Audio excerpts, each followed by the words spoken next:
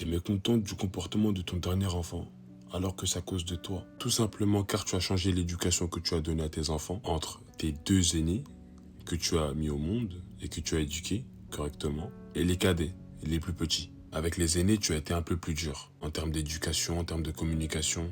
Et pour moi, en tant qu'aîné, l'éducation que nos parents nous ont donnée, c'est un peu un crash test. C'est un test.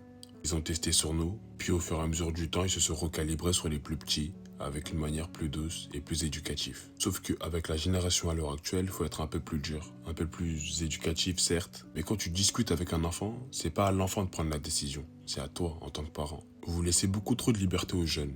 Et je vais m'expliquer par rapport à ce point.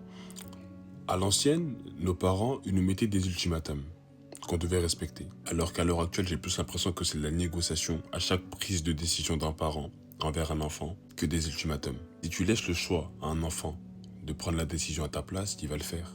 Et après, je vais bien comprendre que vous vieillissez, que vous n'avez plus la même force qu'auparavant, mais sachez une chose, un enfant, si tu lui laisses la possibilité de choisir, il prendra toujours la décision qui lui arrangera le mieux.